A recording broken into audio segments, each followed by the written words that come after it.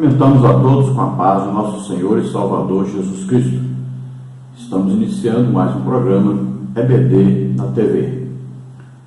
Nós estamos durante este segundo trimestre de 2018 estudando nas revistas da CPAD com o tema Valores Cristãos, enfrentando as questões morais de nosso tempo. E hoje nós estaremos estudando a lição de número 4, que tem como título Ética Cristã e Aborto. O texto áureo da lição está em Salmos 139, 16, que diz: Os teus olhos viram meu corpo ainda informe, e no teu livro todas estas coisas foram escritas, as quais iam sendo dia a dia formadas, quando nem ainda uma delas havia. Então o salmista aqui está dizendo que Deus já viu o dia que ele foi concebido, que Deus viu toda a sua formação, desde a fecundação até se tornar ali uma criança e até que pudesse então nascer. Tudo isso Deus acompanhou, Deus foi formando, e é interessante que Deus aqui vai dar aí a alma, Deus aqui vai dar o espírito. O homem pode até algum dia conseguir até imitar o corpo do ser humano, mas quem vai dar a alma e o espírito? Não tem jeito, é só Deus que pode dar. Também não é o homem que pega e forma o ser humano lá dentro do útero da mulher. Então, existe a fecundação, pode ser feita aí in vitro, né, que se fala, pode, mas quem é que vai criar lá dentro? O coração, o fígado, o rim, o pulmão, quem vai criar isso tudinho lá? Quem vai formar os ossos, os olhos, né? Quem vai formar isso tudinho? Então o responsável pela vida é Deus. E também a alma e o espírito, o homem jamais poderia fabricar isso. Nem mesmo ver a alma e o espírito ele pode, imagine criar. Então a conclusão que nós devemos chegar é que Deus é o autor da vida, Ele é o criador do ser humano, Ele criou o ser humano à sua imagem e semelhança, Ele soprou no ser humano a alma vivente, né?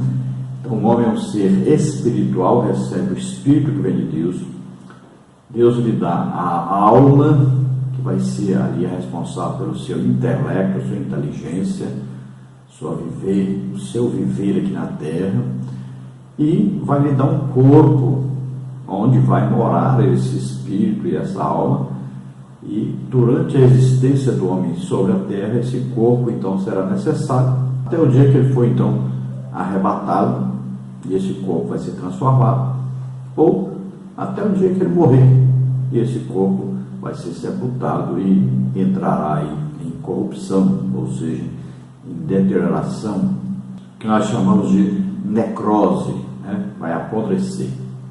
A verdade prática diz: o Senhor Deus é quem concede a vida, portanto, o direito de nascer e de viver não pode ser violado pelas ideologias humanas.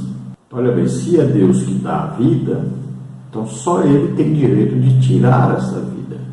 Ele tem um controle sobre esta vida. O ser humano não pode mudar isso. É uma norma de Deus. Só Ele pode dar e só Ele pode tirar uma vida. Então, por exemplo, na fecundação são milhões de espermatozoides. E cada espermatozoide é capaz de penetrar o óvulo e ali gerar uma vida. Mas, no entanto, quantos vão ser aproveitados? Então, em meio a milhões, um só vai ser aproveitado. Às vezes 2, 3, não sei. Às vezes a mulher pode ter aí 4, 5 filhos.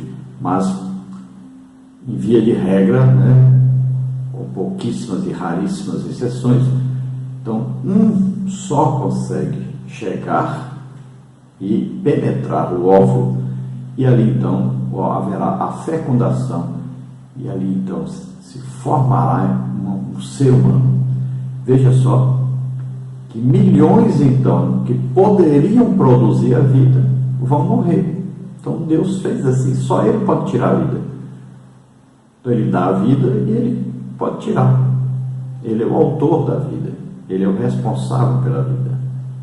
Vamos ver a leitura bíblica em classe, que está aí no Salmo 139, do versículo 1 ao versículo 18, que diz o seguinte: Senhor, Tu me sondaste, me conheces. Tu conheces o meu assentar e o meu levantar. De longe entendes o meu pensamento. Cerca o meu andar e o meu deitar, e conheces todos os meus caminhos, sem que haja uma palavra na minha língua. Eis que, ó Senhor, Tu conheces. Tu me cercaste em volta e puseste sobre mim a Tua mão. Tal ciência é para mim maravilhosíssima, tão alta que não a posso atingir. Para onde me irei do Teu Espírito? Ou para onde fugirei da Tua face? Se subir ao céu, Tu aí estás.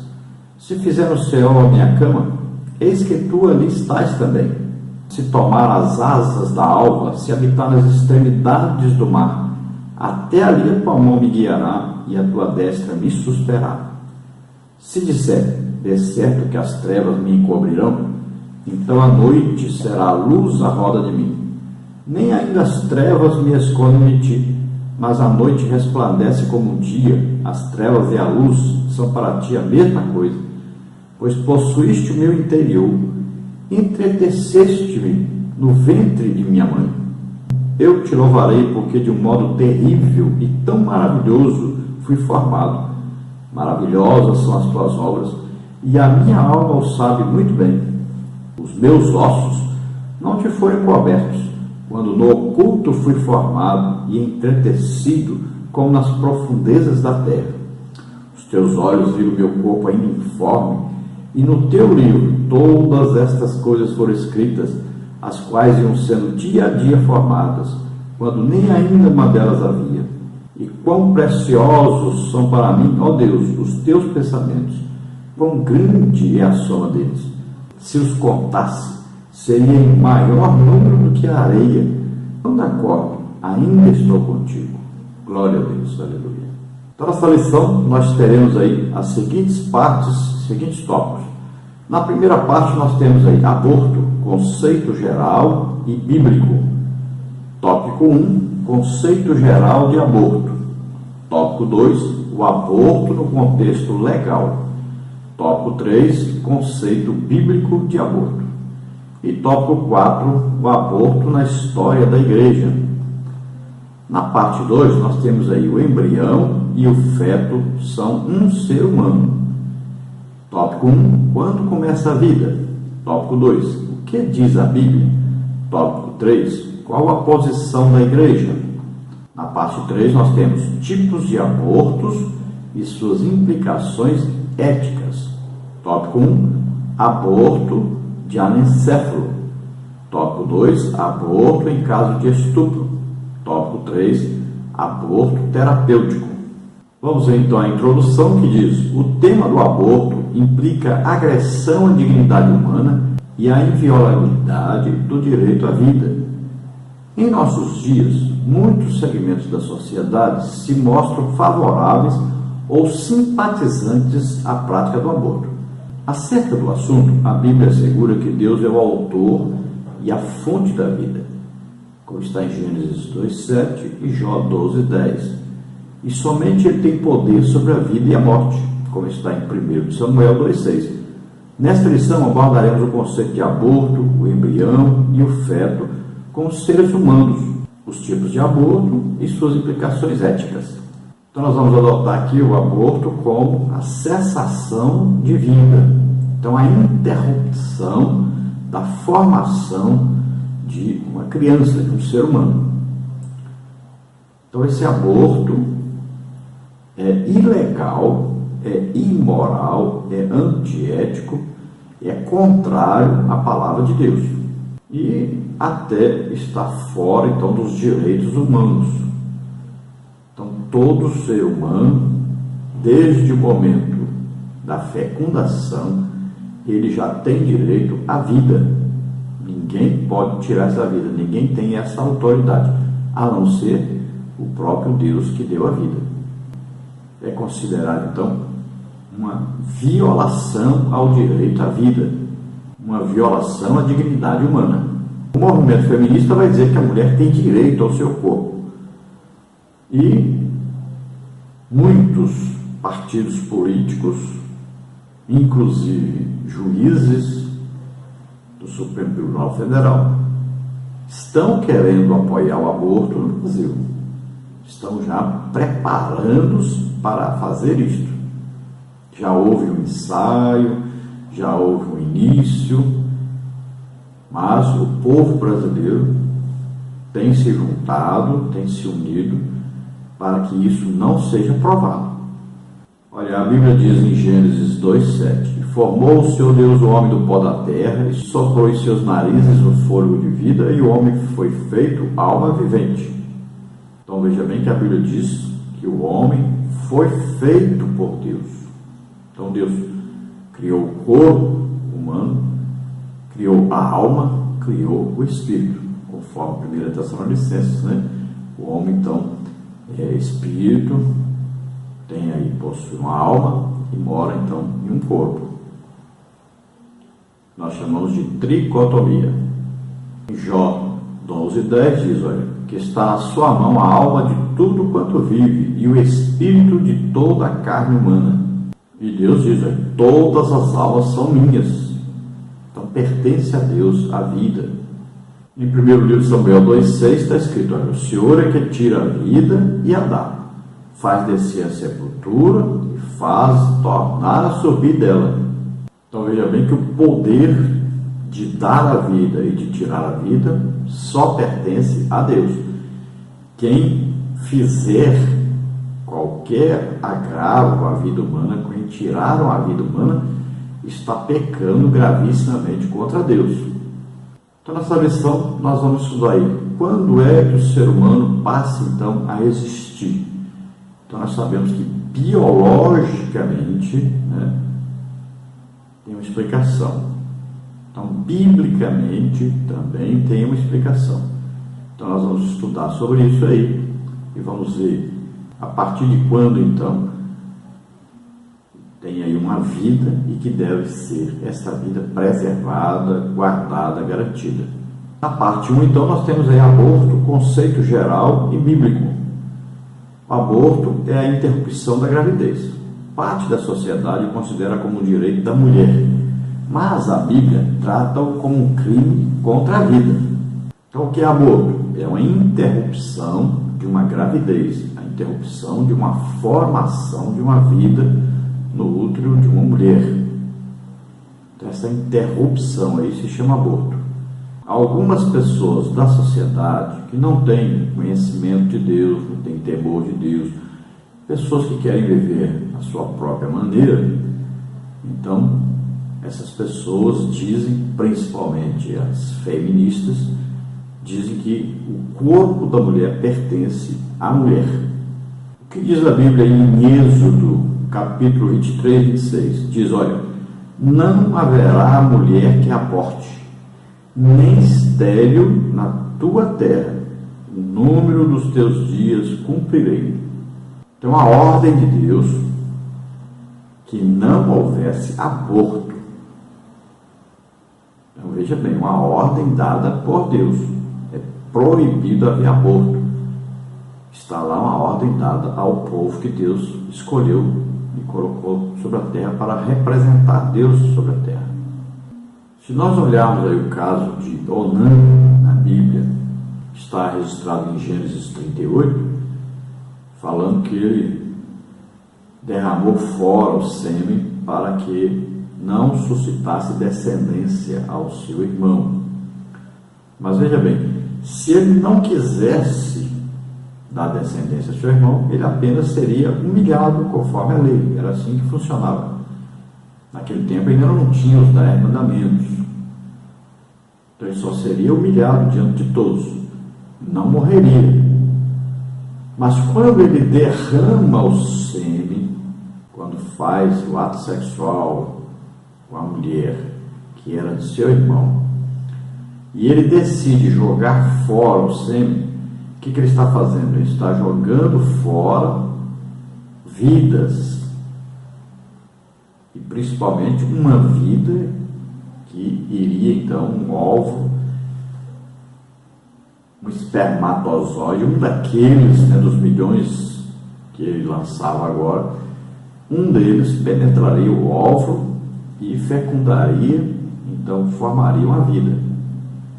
Então ele estava matando uma vida, pelo menos.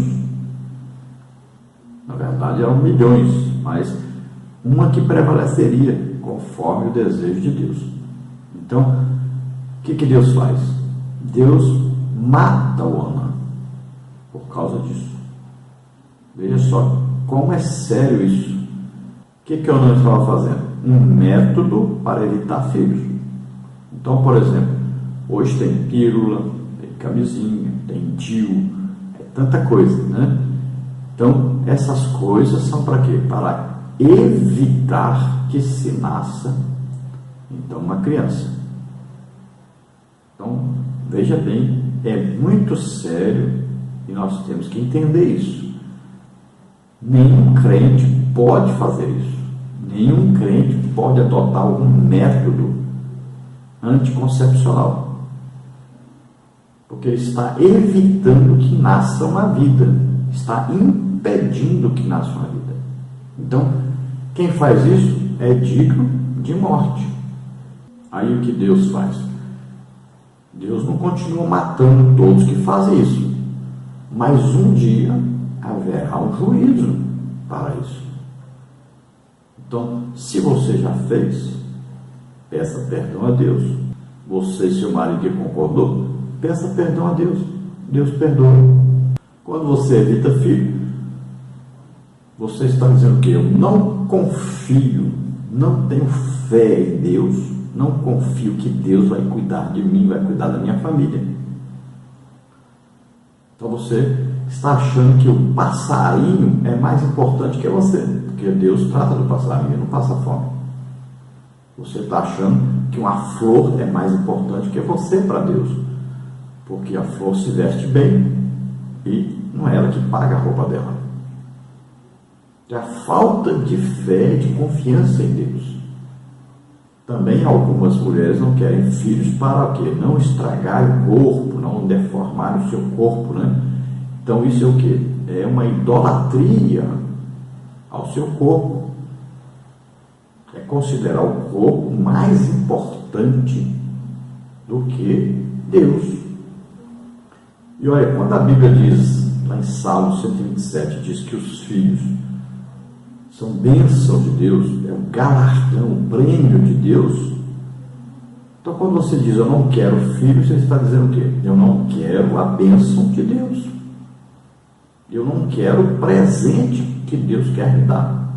Você está recusando receber Deus na sua casa, na sua vida.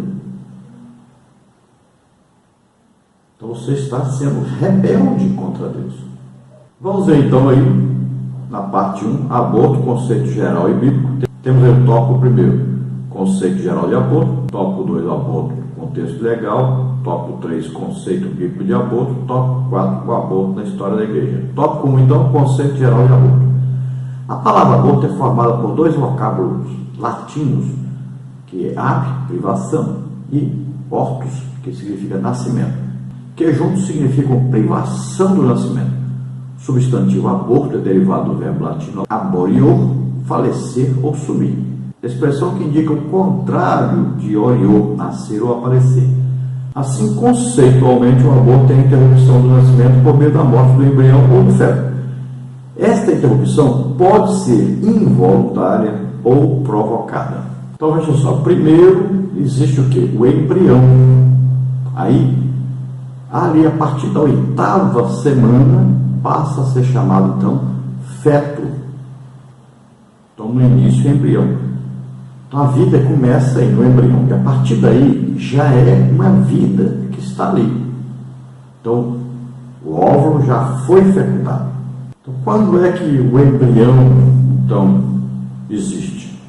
Então, após ali a ejaculação, milhões de espermatozoides vão ser lançados e vão viajar ao encontro então do óvulo.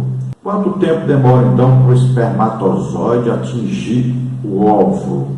Veja bem, esse óvulo ele foi lançado na trompa de Falópio, né, da mulher, e quando a ejaculação, então milhões de espermatozoides vão até ali e um conseguirá chegar, pode ser que aconteçam outros, mas um só conseguirá penetrar ali, que é via de regra geral, e depende muito aí dos dias que a mulher está fértil.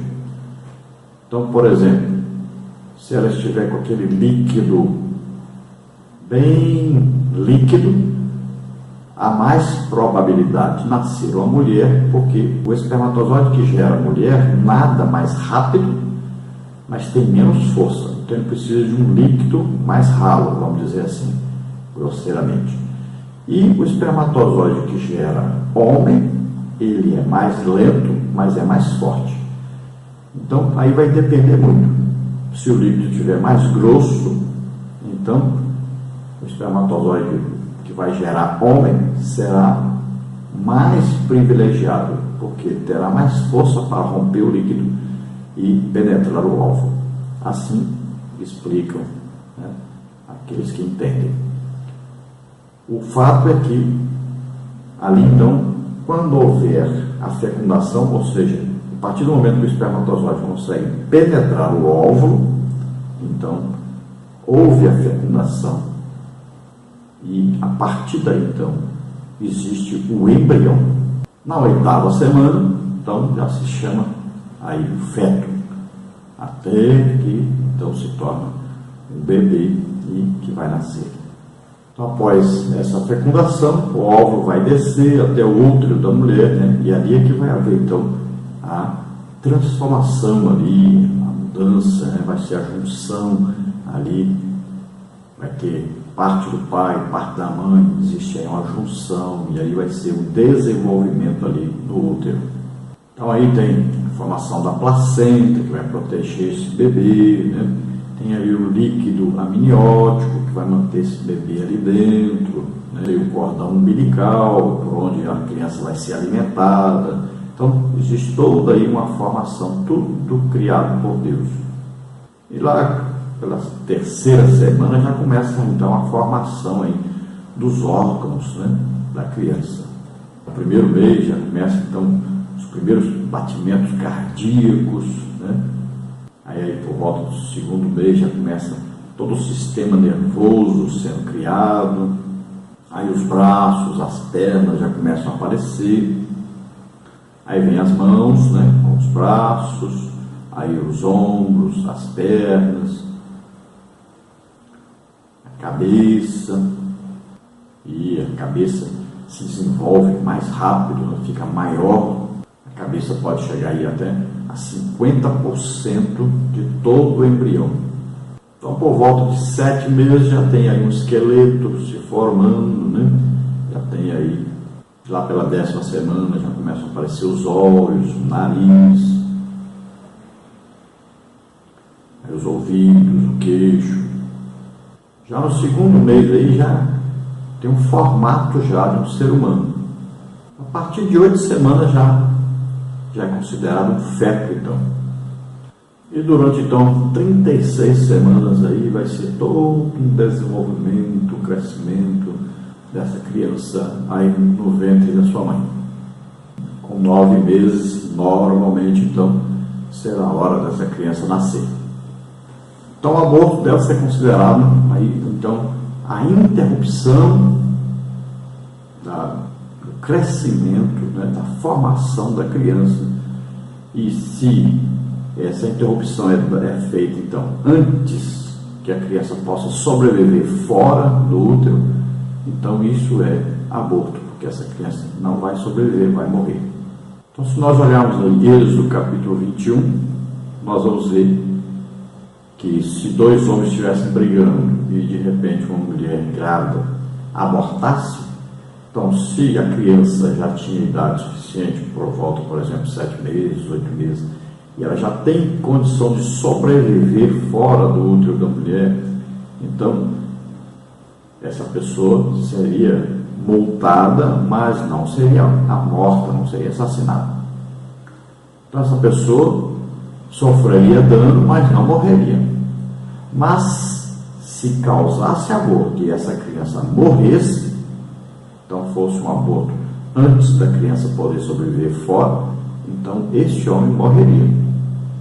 Então olha só, que era considerado então um crime, e nessa época em Êxodo era olho por olho e dente por dente. Então matou, morria também. E a Bíblia diz: não matarás. No tópico 2 nós temos então o aborto no contexto legal. O Código de Hammurabi, 1810 a 1750 a.C., condenava o aborto. No Código de Napoleão, 1769 até 1821, era crime hediondo. No Código Criminal do Império, no Brasil, 1830, era proibido. Hoje, a legislação brasileira permite o aborto, então, nos casos de risco de morte à mulher, estupro e anencefalia. Nos demais casos, o aborto ainda é crime. Artigo 124, então, do Código Penal. No entanto, no Congresso Nacional, projetos de lei tramitam com a proposta de legalizá-lo em qualquer caso. Então, o aborto fora da Bíblia é visto, por exemplo, no Código de Hammurabi, né? E vamos ver aí também, lá na época de Napoleão, vamos ver no Império, aí, na época do Império no Brasil também é condenado ao aborto.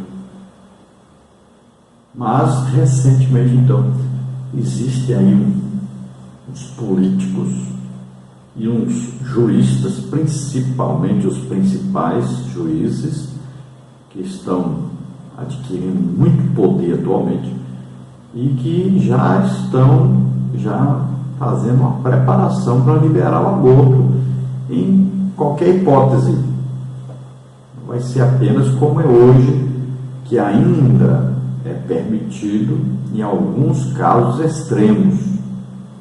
Então, por exemplo, se a mãe vai morrer se der à luz ao filho, então se prefere que o filho morra, porque ela vai poder ter outro filho no lugar daquele. Também é permitido se houver um estupro e a mãe decidir não querer aquela criança. Então, ela pode requerer e ganhar na justiça o direito de fazer um aborto. E também no caso de anencefalia, quer dizer, quando a criança tem aí um pouco desenvolvimento do seu cérebro, ou seja, ela vai nascer e vai morrer. Então, ela também pode entrar na justiça e terá o direito de abortar nesse caso. Isso é o que manda a lei do nosso país. Não é a Bíblia, é a lei vigente do nosso país. A Bíblia diz que só Deus tem direito a tirar a vida e pronto. Ninguém tem direito a fazer isso. E pela Bíblia em caso algum pode-se matar uma vida. Então, se a mãe correu risco, nós vamos orar e vamos pedir a Deus para que a mãe não morra, mas vai tentar tirar o filho. Se tem problema de encefalia, nós vamos orar para Jesus curar essa criança e nascer perfeita e ter saúde, mas a criança vai nascer. Se for o caso de estupro, esta mulher vai saber que ali existe uma vida, uma criança, e ela vai então deixar a criança viver, porque a criança não é culpada do estupro, nem do pai ser aí um estuprador, um assassino, alguma coisa assim. Então o que acontece? Pode-se evitar aborto, desde que se dê assistência a esta mãe. Então, se ela tiver a devida assistência, devida ajuda, né, ela poderá ter o filho. O problema é que não querem ter o trabalho, não querem ter despesas para ajudar essa pessoa, então preferem fazer o aborto, preferem matar uma criança. Tópico 3, conceito bíblico de aborto. Na lei mosaica, provocar a interrupção da gravidez de uma mulher era tratado como um ato criminoso. Veja Êxodo 21, 22 e 23. No sexto mandamento, o homem foi proibido de matar, Êxodo 20:13, que significa literalmente, então, não assassinar, né? Não matarás. Os intérpretes do Decálogo concordam que o aborto está incluso neste mandamento. Assim, quem mata o embrião ou o feto peca contra Deus e contra o próximo. Então, Êxodo 21, 22 e 23 diz o quê? Se alguns homens pelejarem e ferirem uma mulher grávida e forem causa de que aborte, porém, se não houver morte, certamente aquele que feriu será multado conforme o que lhe impuser o que manda o marido da mulher e pagará diante dos juízes. Mas se houver morte, então darás vida por vida. Então veja aí, 2 homens brigaram, acabaram empurrando a mulher bateu lá, perdeu a criança. Então a mulher abortou a criança que estava esperando. Se essa criança tinha por volta de 7 meses, 8 meses, né, então, e essa criança sobreviveu, então aquele homem que foi culpado disso, ele apenas pagaria uma multa estipulada pelo marido daquela mulher. Agora, se a criança morresse, então este homem que era culpado desse aborto morreria também. Então haveria aí uma pena de morte, ou seja, era considerado um assassinato matar essa criança que não tinha nascido ainda. É evidente que modernamente alguns têm interpretado isso aí completamente diferente, principalmente aqueles que apoiam o feminismo, dizem que são donas do seu corpo e fazem o que quiser com o seu corpo. Tópico 4, o aborto na história da igreja. O ensino dos 10 apóstolos do século I, chamado de Didaquê, condena o aborto. Não matarás o embrião por aborto e não farás perecer o recém-nascido. Didaquê 2:2. O apologista Tertuliano, 150-220 aí depois de Cristo, ensinou que a morte de um embrião tem a mesma gravidade do assassinato de uma pessoa já nascida e que impedir o nascimento é um homicídio antecipado. O polemista Agostinho, 354-430, e o teólogo Tomás de Aquino, 1225-1274, consideravam o pecado grave interromper a gestação e o desenvolvimento da vida humana. Estão falando aí da igreja, né? Igreja verdadeira. Então fala-se dos apóstolos, o que os apóstolos achavam disso aí. E fala também da igreja paralela, que não é de salvos, né? Fala aí da igreja católica, né? De alguns líderes aí. O que eles achavam? Então, para os apóstolos e os crentes verdadeiros no início da igreja, então era um crime fazer uma coisa dessa. Não podia de jeito nenhum abortar. E para também os religiosos de denominações aí, né, idólatras, pessoas que não eram crentes e de igrejas, eles também consideravam um crime, não podia de jeito nenhum haver aborto. E todos citam os 10 mandamentos e dizem: não matarás. Então, indicando que consideravam assassinato alguém que fizesse o aborto. Claro, aí nós estamos falando de um aborto, né, que a pessoa decide fazer. Não é um acidente. A pessoa, por exemplo, está aí andando, né, toma e cai, uma queda, perde o bebê. Não foi culpado, não pensou, né, em abortar. Estamos falando da pessoa que decide, toma a decisão de abortar. Então, aí, nesse caso, é um pecado gravíssimo contra Deus, contra a vida humana. Então vamos à parte 2, que diz: o embrião e o feto são um ser humano. Fecundação, embrião e feto são os nomes das 3 etapas da gestação. Então, número 1, quando começa a vida? Tópico 2, o que diz a Bíblia? Tópico 3, qual a posição da igreja? Tópico 1, então, quando começa a vida? Muitos cientistas concordam que a vida tem início na fecundação, quando o espermatozoide e o óvulo se fundem, gerando uma nova célula chamada zigoto. Outros defendem que a vida inicia com a fixação do óvulo fecundado no útero, onde recebe o nome de embrião período entre o 7º e o 10º dia de gestação. Outros apontam o começo da vida por volta do 14º dia, quando ocorre a formação do sistema nervoso. Tem ainda os que indicam o começo da vida quando o feto tem condições de se desenvolver fora do útero por volta da 25ª semana de gestação. E também os que defendem a ideia de que a vida só se inicia por ocasião do nascimento do bebê.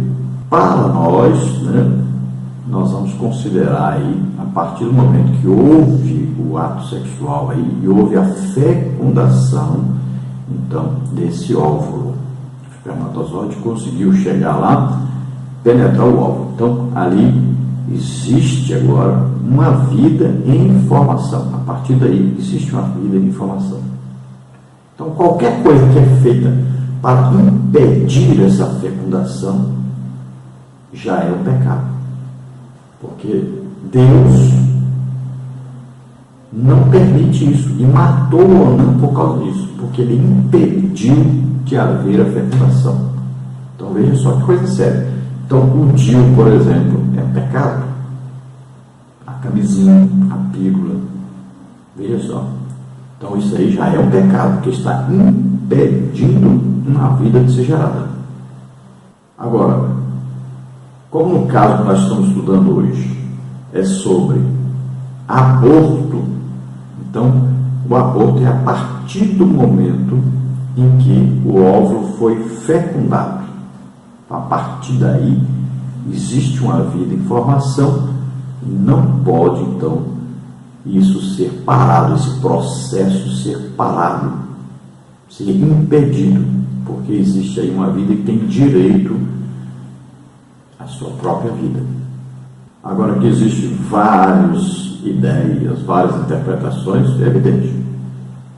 Então, tem pessoa que vai dizer, não, é só depois do 6º dia, porque vai descer aí para o útero da mulher, esse óvulo fecundado. Aí o outro vai dizer, não, é mais para frente, é só depois que o sistema nervoso começar a ser aí criado, funcionar. O outro vai dizer, não, é só depois que tiver formado completamente a criança.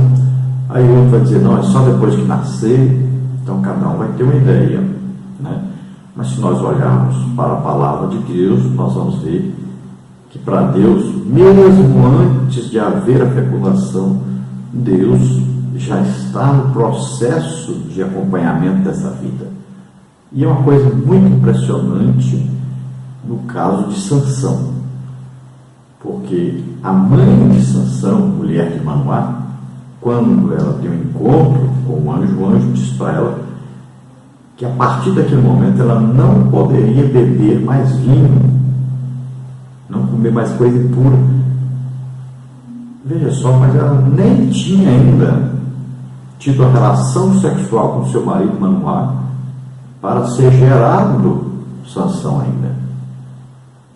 E já deram a ordem, e já foi dada a ordem que a partir dali ela não poderia mais tomar vinho, porque o menino seria nazireu, não poderia beber vinho, nem comer nada impuro, né? Não poderia comer nada de carne de animal morto, nem nada. Veja só. Então, é uma coisa interessante isso. Não tinha ainda tido nenhum ato sexual com o menino nascer. Não havia fecundação ainda. E já tinha a ordem que ela não podia beber esse vinho, nem comer coisa impura. Então nós devemos analisar direitinho que para Deus, quando foi dito que ela ficaria grávida, teria um filho, para Deus ela já estava grávida. Olha só, que coisa tremenda. Então um perigo muito grande que as pessoas correm quando decidem não ter um filho, sendo que Deus, na sua palavra, principalmente no Salmo 127, diz que os filhos são bênçãos do Senhor, são aí presentes de Deus para nós. Então você está recusando o presente de Deus, você está se rebelando contra a vontade de Deus, e não existe na Bíblia nenhum versículo dizendo que é permitido aí você evitar filhos ou que é permitido você abortar. Não existe nenhum versículo na Bíblia dizendo isso, apoiando essa ideia. No tópico 2 aí, o que diz a Bíblia? Então, como as respostas humanas têm sido controversas, o cristão deve buscar a verdade na revelação divina. A palavra de Deus ensina que a vida inicia na fecundação, como está em Jeremias 1,5. O rei Davi descreve sua existência como ser vivo desde o início da concepção. Os teus olhos viram o meu corpo ainda informe, e no teu livro todas essas coisas foram escritas, as quais iam sendo dia a dia formadas, quando nem ainda uma delas havia. Salmos 139:16. Por conseguinte, de acordo com as Escrituras, a vida começa quando ocorre a união do gameta masculino ao feminino. Essa nova célula é um ser humano e possui identidade própria. Olha, Jeremias 1,5 diz: antes que eu te formasse no ventre, eu te conheci, e antes que saísses da madre, te santifiquei, e as nações te dei por profeta. Então, alguns vão interpretar isso dizendo o seguinte: não, isso aí é dentro da presciência de Deus. Deus já viu o Jeremias antes dele ser feito. Mas se nós pegarmos lá o caso do Sansão e pegarmos o caso do Jeremias, então nós vamos entender que para Deus já existe a vida antes mesmo de haver fecundação. É uma coisa gravíssima isso. Então, vamos considerar, no caso de estudarmos, igual nós estamos estudando hoje sobre aborto, então nós vamos considerar que o aborto é depois que há então a fecundação. Então, a partir do momento que o espermatozoide penetrou o óvulo, pronto, existe uma vida. Não pode ser mais impedido o processo aí de crescimento, de desenvolvimento dessa vida. Tópico 3, qual a posição da igreja? Então, apoiada nas Escrituras, a Igreja de Cristo defende a dignidade humana desde a concepção. Ensina que a vida humana é sagrada e não pode ser violada pelo homem, como está em 1 Samuel 2,6. Que toda ideologia que seculariza os princípios bíblicos deve ser combatida, como está em 2 Timóteo 3,8. Sabiamente, a posição oficial das Assembleias de Deus no Brasil foi assim exarada.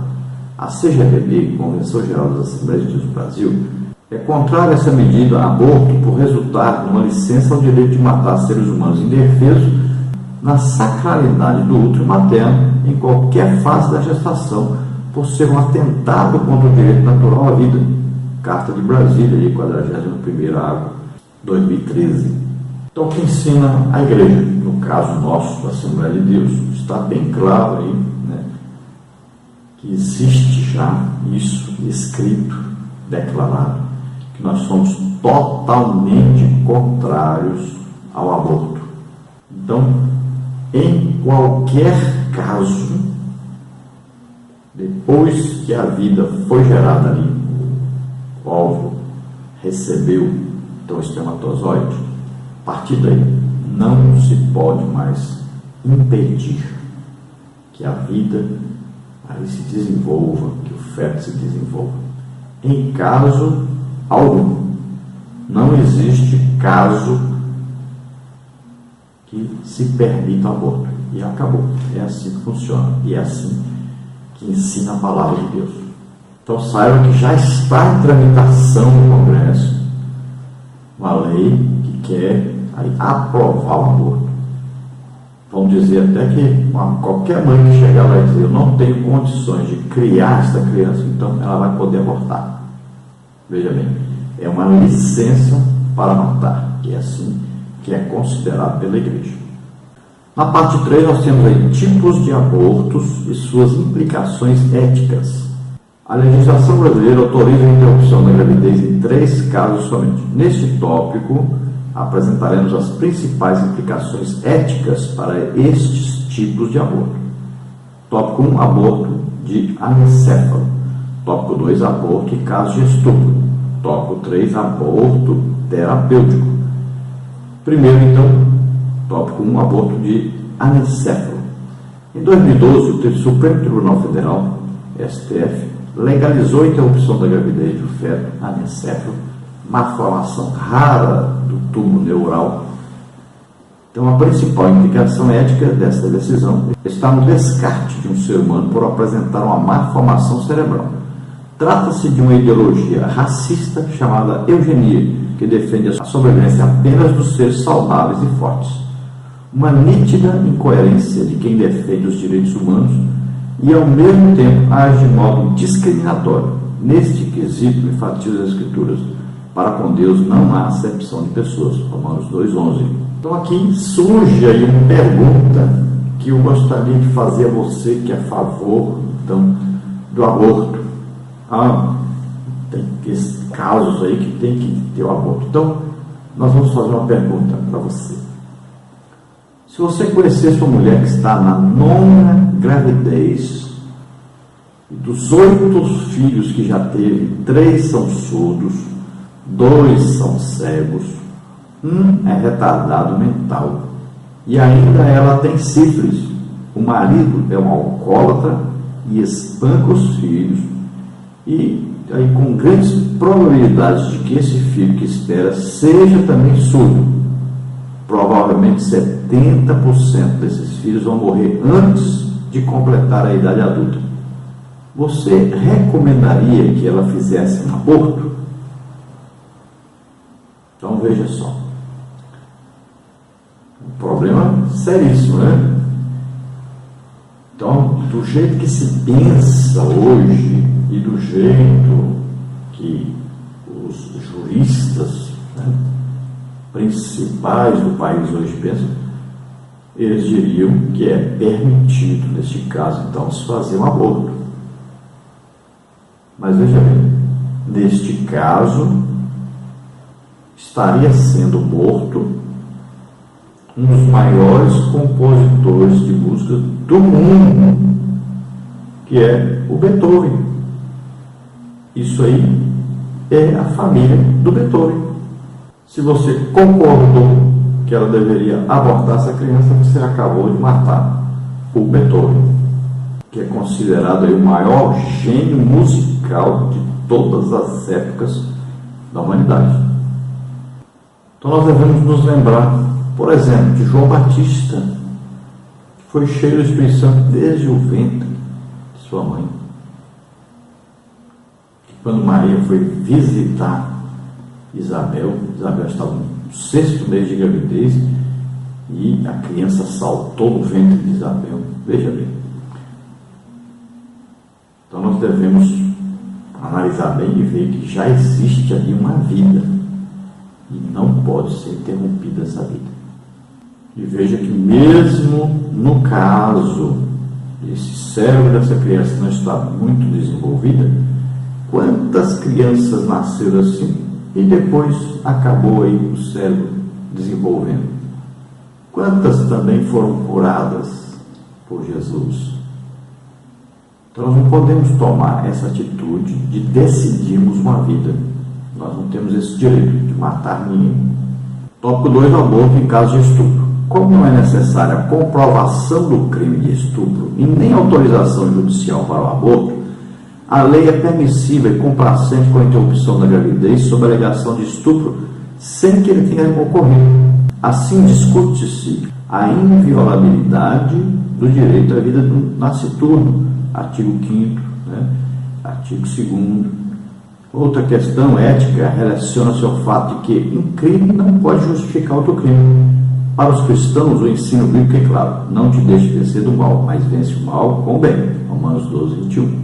Então, no caso de um abuso sexual, um estupro, a criança não tem culpa disso.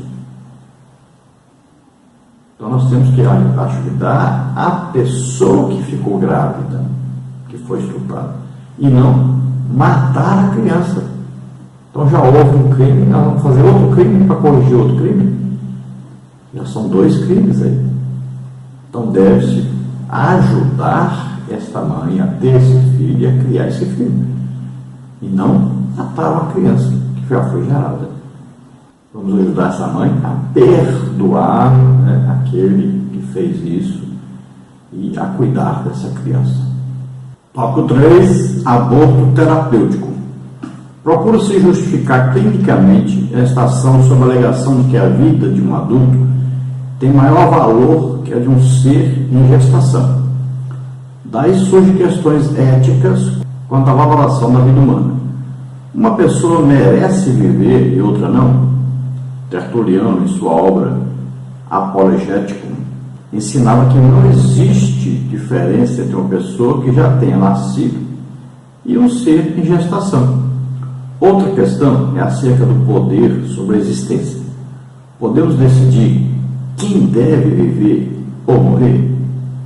Não afirmam as Escrituras que a vida e a morte são unicamente da alçada divina, como está em 1 Samuel 2,6 e Filipenses 1:21 24. Nesse caso específico, agimos com sabedoria, prudência e critério, nunca nos esquecendo da sacralidade da vida humana. Então aqui o aborto terapêutico fala daquele risco, por exemplo, a mãe que vai ter uma criança e existe o risco dela morrer. Se ela tiver criança, ela morrer. Então o que é decidido nessa hora? É decidido que a criança deve morrer ou que a mãe depois vai poder ter outros filhos. Mas veja bem, isso está completamente fora da palavra de Deus. Então deve-se fazer tudo para salvar os dois. E se algum vier a falecer, esta então era a vontade de Deus. Mas nunca se deve fazer isso. Matar alguém para salvar a vida de outra pessoa, isso não é certo. Nós não temos direito a matar ninguém, não temos direito à vida. Só Deus pode tirar a vida ou dar a vida. Então pode-se incorrer num erro tremendo, que aquela pessoa que é mais velha talvez tenha um problema de saúde semana que vem e morra. E aí? Matou-se uma criança que tinha toda uma vida pela frente por causa de uma pessoa adulta que iria morrer daí uma semana. Então, veja só, é necessário que a vida seja totalmente respeitada. Não se pode tirar a vida de ninguém. Vamos à conclusão, então.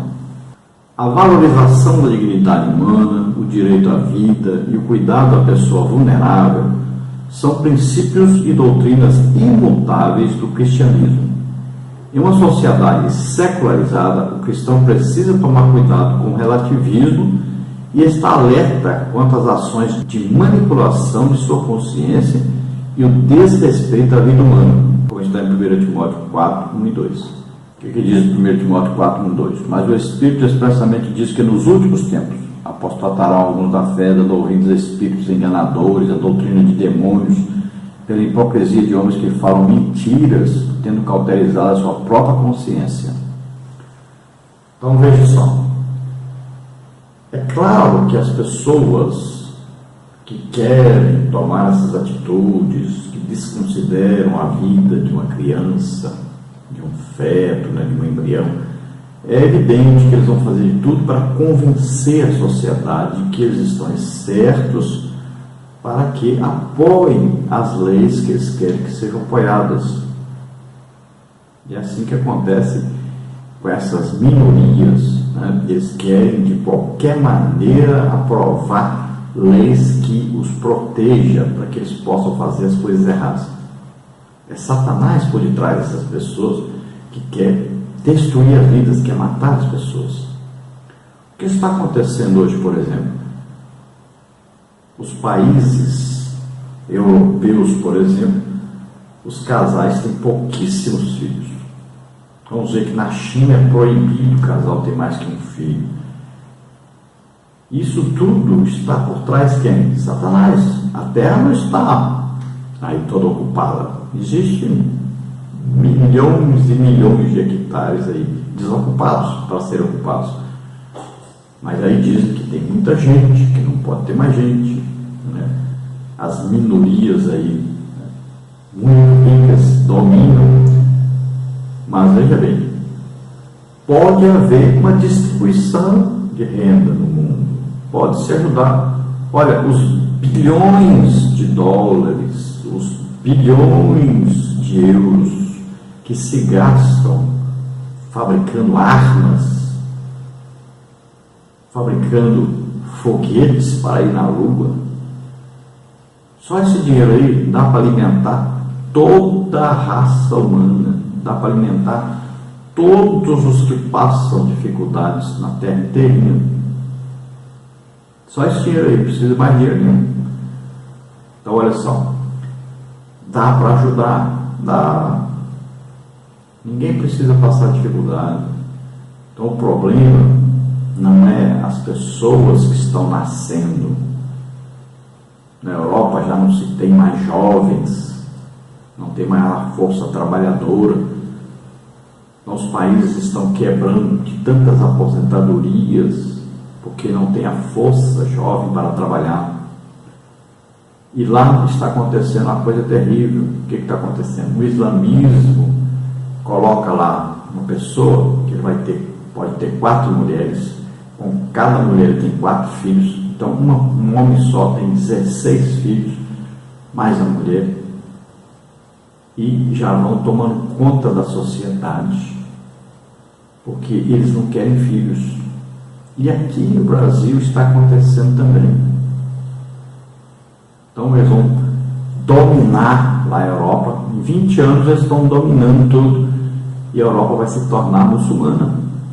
Veja só, aqui o Brasil entrou através desse partido maligno que estava no governo aí, e estão querendo fazer a mesma coisa. E os brasileiros já vão nesse ritmo, não querem filhos. E, por incrível que pareça, a igreja evangélica está nesta situação. Não querem filhos. Não sabem que estão pecando gravemente contra Deus. É impressionante isso. Mas filhos são bênçãos do Senhor. Filhos são presentes de Deus para nós. Não existe nada na Bíblia, nenhum versículo sequer, apoiando não se ter filhos, evitar filhos ou abortar filhos. Muito pelo contrário. Só existe apoio para se buscar ter filhos, e de preferência muitos filhos. Se Deus cuida de passarinhos, se Deus cuida de flores, imagine um passarinho. Já viu um passarinho com a enxada nas costas plantando alguma coisa para comer? Já viu uma flor costurando aí com agulha para poder fazer roupa para ela? Deus cuida disso aí. Imagine de nós. Confiemos mais em Deus, temos fé em Deus. Deus vai cuidar de nós. Então obedeça a Deus, obedeça a palavra de Deus, confie em Deus, tenha fé em Deus. Sem fé é impossível agradar a Deus. Vamos orar agora. Procure seguir a palavra de Deus. Vamos orar. Pai querido, em nome de Jesus, aqueles que se aproximam de Ti agora, arrependidos dos seus pecados, perdoa, Senhor, ajuda-os agora a se encontrar contigo. Ó Senhor, tem misericórdia dessas vidas que pecaram contra Ti, Senhor, que pecaram contra a vida. Ó Senhor, perdoa-os e ajuda-os, Senhor, para que daqui para frente, Senhor, não pequem mais contra Ti. Ó Senhor maravilhoso, em nome de Jesus, ajuda, Senhor, Teu povo a entender a Tua palavra, entender a Tua vontade, Senhor, a confiar em Ti e a ter fé em Ti. Em nome de Jesus, Te agradecemos, Pai, em nome de Jesus, muito obrigado. Amém. Glória a Deus. Aleluia. Você que está doente, está enfermo, vamos orar juntos agora. Pai querido, em nome de Jesus, toca essas vidas agora. Em nome de Jesus, toda enfermidade e toda doença, solta essas vidas, em nome de Jesus, agora. Amém. Glória a Deus. Olha, nós estamos em Joinville, Santa Catarina, estamos gravando aqui. Estamos aqui num apartamento alugado pelo presbítero Alberto Bayer. E estamos aqui pregando nas igrejas. Nós não temos recebido nenhuma oferta assim grande, coisinha pouca, às vezes 100 reais, 150 reais, dá para pagar o combustível, né? Uma despesinha, mas muito pouco mesmo. Mas nós queremos dizer para você que Deus tem feito grandes coisas, muita gente curada. Mais de 700 pessoas já foram curadas do dia 23 de março para cá. Batismo do Espírito Santo, libertação, salvação de almas. Já estamos aí com quase 50 almas salvas. E Jesus fazendo, mas muitas maravilhas. Câncer curado. Temos aí pessoa do osso no braço que apareceu o osso. Temos pessoa com AVC, foi curado, AVC, o braço não podia mexer. Temos aí pessoas que não enxergavam, passaram a enxergar, pessoas que não ouviam, passaram a ouvir. Muita coisa que Deus tem feito. Caroços desapareceram dos seios, caroços aí língua, caroços aí, hérnia de disco, bico papagaio, aí hérnia no umbigo. Mas muita coisa aconteceu. Pessoas aí com trombose de repente saiu. Muita coisa acontecendo. Maravilhas que Deus tem feito. Então queremos agradecer a Deus. E já então estaremos, no final deste mês, estaremos ali em Itapevi, São Paulo. E depois estaremos retornando para a Imperatriz Maranhão. Se você deseja nos convidar para passarmos também aí um mês aí, visitando todas as congregações da sua área aí, estaremos aí com todo prazer e toda alegria fazendo a obra de Deus. Vamos passar para você agora a nossa agenda, onde nós estaremos nos próximos dias, para que você não marque o mesmo dia. Se você deseja nos convidar, então nós estaremos aí com você na sua cidade, na sua igreja. Eu estou aqui com minha esposa e estamos aqui num apartamento, o irmão Alberto, da empresa Maná, reservou para nós esse lugar aqui e está nos mantendo, nos dando alimentação e o local de moradia. E as igrejas estão nos ajudando, com muito pouquinho, mas estão nos ajudando. Então, você quer fazer o mesmo trabalho, pode nos convidar, nós estaremos aí também com você na sua cidade, na sua igreja, visitando as congregações. Vamos agora passar para você a agenda, onde nós estaremos nos próximos dias, para que você não marque conosco as mesmas datas. Você vê aí nosso telefone e WhatsApp, 99991520454, e você vê também nosso endereço eletrônico, o e-mail henriquelias@hotmail.com, ou você pode botar henriquelias@gmail.com. Vamos então à nossa agenda. Então aqui em Joinville nós temos 19/4, estaremos com o pastor presidente Sérgio, na sede, no culto de Vitória. Dia 21/4 nós estaremos com o pastor Joaí, do Círculo de Oração, congregação Shalom, rua Albano Schmidt, 4016. Dia 22/4 estaremos com o pastor Walter, congregação Refúgio Eterno, na rua Lídia Rodrigues Teixeira, 142, bairro Aventureiro. Dia 27, 28 e 29/4, já teremos então ido embora de Joinville, estaremos em Itapevi, São Paulo, na Igreja Evangélica Assembleia de Deus, Ministério Perus, pastor presidente Alexandre de Oliveira, lá na regional de Itapevi. Dia 9/6, estaremos em Araguaína, Tocantins, numa festa de celebração. Dia 29 e 30/9, estaremos em São José dos Campos, São Paulo, palestra de EBD, sábado e domingo, também no culto para ganharmos almas, lá no Ministério Belém. Dias 3 e 4 do mês 11, estaremos em Barueri, São Paulo, Igreja Evangélica Assembleia de Deus, festa de celebração, irmã Rocindeiro, lá no Jardim Paulista. Dias 16, 17 e 18 do mês 11, estaremos nas Ilhas Martas Vineyard, nos Estados Unidos, uma festa dos jovens. Dia 24 e 25 do 11, estaremos em Japeri, no Rio de Janeiro, um curso de capacitação para professores, no sábado à noite, domingo pela manhã, manhã avivada, dons, batismos e curas, e à noite o culto de missões para ganharmos almas.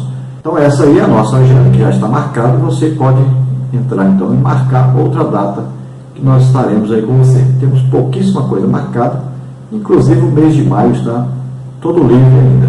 Então entre em contato conosco o mais rápido possível e nós estaremos aí com você, na sua cidade, na sua igreja. Glória a Deus, a paz do Senhor a todos.